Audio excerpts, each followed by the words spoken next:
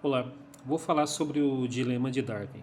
E para falar sobre isso, primeiro preciso falar um pouco sobre Darwin.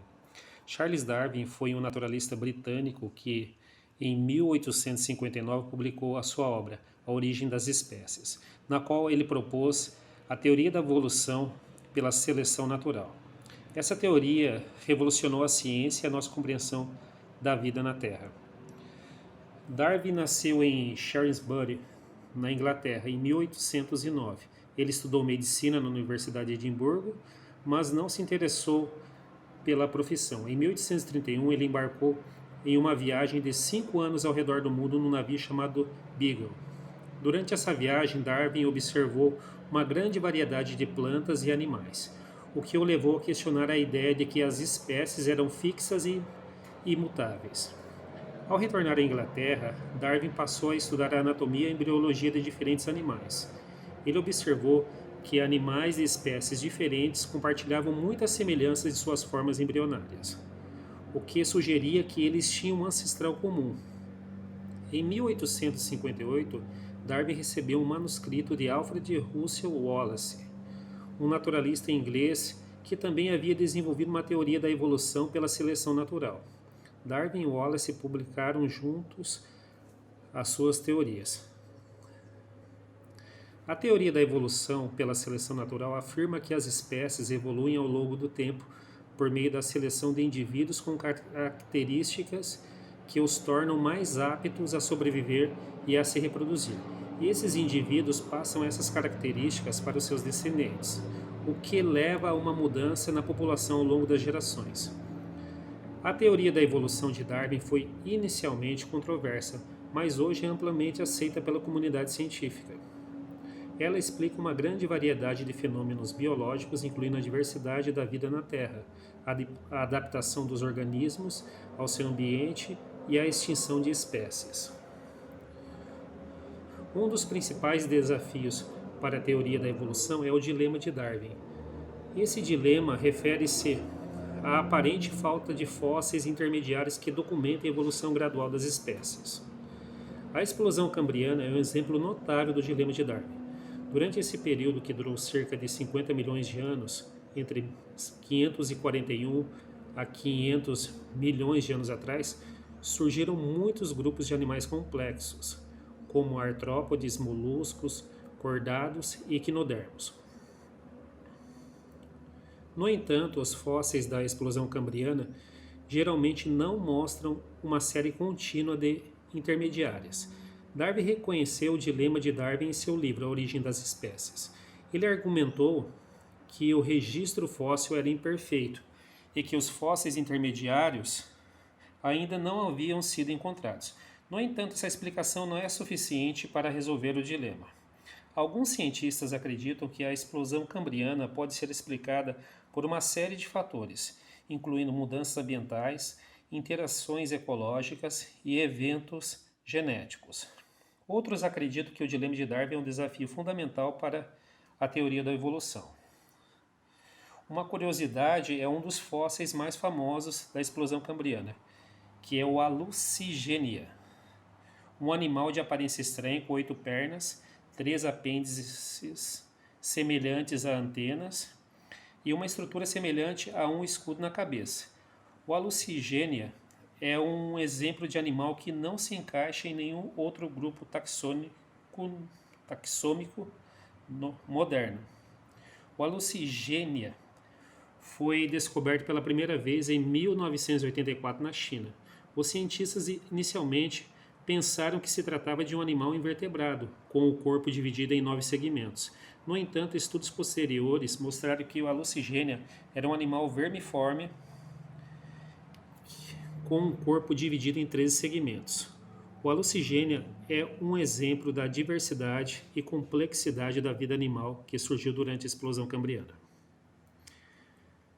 Para concluir, o dilema de Darwin é um desafio importante para a teoria da evolução, mas também um incentivo para a investigação científica. A exploração contínua de registros fósseis e dos mecanismos evolutivos pode ajudar os cientistas a compreenderem melhor como a vida na Terra evoluiu ao longo do tempo. A teoria da evolução de Darwin é uma das teorias mais bem-sucedidas da ciência.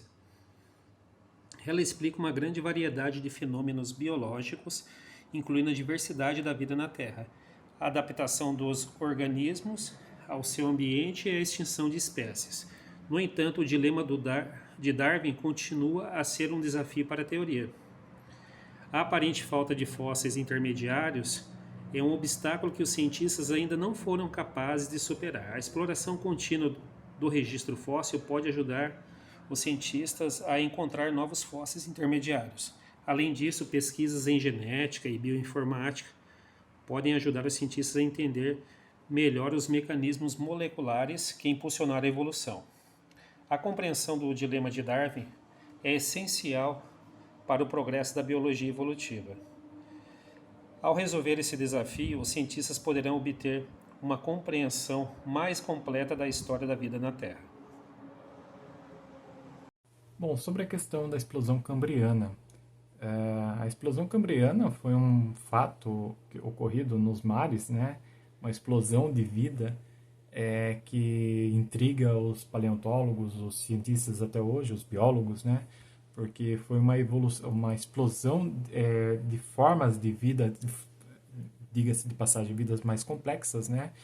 Diante do que havia antes, né? A vida surgiu no planeta aí pelo menos 3 bilhões de anos atrás, né? E na forma de unicelulares ali e muito pequenas, e ela evoluiu bastante nessa época do período cambriano. O período cambriano, ele que tem aí cerca de 530 milhões de anos, né? Ninguém ao certo sabe o que aconteceu para haver essa evolução, essa explosão de formas de vida, muitas inclusive que deram origem aos animais que a gente conhece hoje. A gente está falando de animais marinhos, mas nessa época ainda a vida não estava aqui na Terra, estava nos mares. E, inclusive, diga-se de passagem, os mares tinham outra configuração, os oceanos tinham outra configuração diferente da configuração atual, né? Aquela época nós tínhamos continentes diferentes do que a gente conhece hoje, né? A gente estava na Pangeia ainda, né? Era todo um continente enorme. Não tinha essa configuração atual, que inclusive continua mudando. O planeta ele é um ser, é como se fosse um ser vivo que ele está em constante transformação. Não se sabe ao certo o que aconteceu no fim desse período cambriano, né? Que foi uma extinção em massa, né? Como assim, de períodos em períodos há essa extinção em massa, né? É interessante falar que uma das possibilidades é a questão do oxigênio, né? O oxigênio ele teve um súbito aumento nos mares, né? O que acabou favorecendo formas mais complexas de vida evoluírem, né? Também existe outra possibilidade, que é que eles não havia predadores, né? Então isso acabou favorecendo, né, uma explosão de vida mesmo nos mares, de formas complexas, né? Diferente de antes que a gente estava falando só em eucariontes e procariontes e alguma bactériazinha que tivesse ali, é uma coisa muito simples, né? Então isso daí favoreceu com que a vida ela se expandisse de formas muito maiores e mais complexas do que o que existia antes. É lógico, depois houve uma evolução, né? E muitas espécies acabaram sendo extintas, muitas acabaram evoluindo, né? Porque a gente fala, por exemplo, tinha uma espécie que parecia um camarão, mas de 1 metro, uma forma bizarra. E o que a gente conhece hoje, inclusive que está no nosso quintal, ali no jardim, aquele tatuzinho pequenininho, aquilo ali também foi uma evolução desse período, né? Os caracóis foram uma evolução desse período. E muita coisa interessante aconteceu, coisas que inclusive continuam desafiando a ciência, o que aconteceu, por que começou e por que terminou, né? Enfim. Bom, ainda mais falando mais sobre a questão da explosão cambriana, né, e a sua relação com Darwin, né, essa incógnita que ficou justamente para a teoria da evolução de Darwin, né, e essa explosão cambriana que aparentemente surgiu de uma hora para outra. Lógico, a gente não está falando de uma hora para outra, a gente está falando na casa de milhões de anos. Porém, existem ainda lacunas, né, a serem respondidas, e nem essa lacuna que ainda tem com relação a Darwin, né, e a explosão cambriana, que justamente essa ausência de fósseis e essa aparente rapidez, né, nessa evolução de organismos simples para organismos complexos, que foi justamente os animais que viviam no ambiente marinho, né? Ah, é, a gente sabe que nós estamos falando de ciência e a ciência ela não é definitiva, né? Talvez ainda a gente careça de elementos que consigam explicar com mais precisão, exatidão o que de fato aconteceu. Porém, nem essa lacuna tira o brilhantismo e a importância de Darwin justamente para a ciência, que explicou muitas coisas que é, é,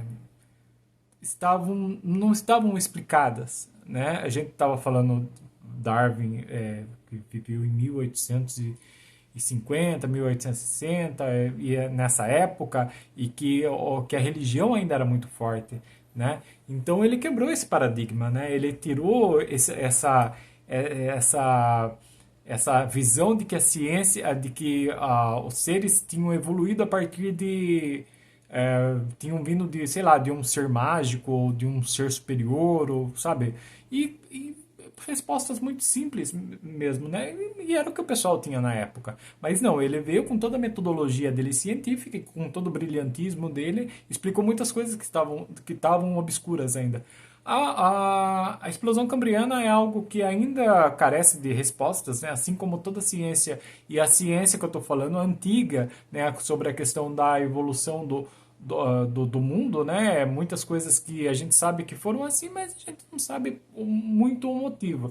Enfim, Darwin ele foi uma pessoa brilhante, foi necessária e fundamental para a ciência, e ainda há muitas lacunas a serem respondidas, e que eu tenho certeza, a ciência tem certeza que dentro em breve a gente vai ter respostas mais concretas e mais sólidas.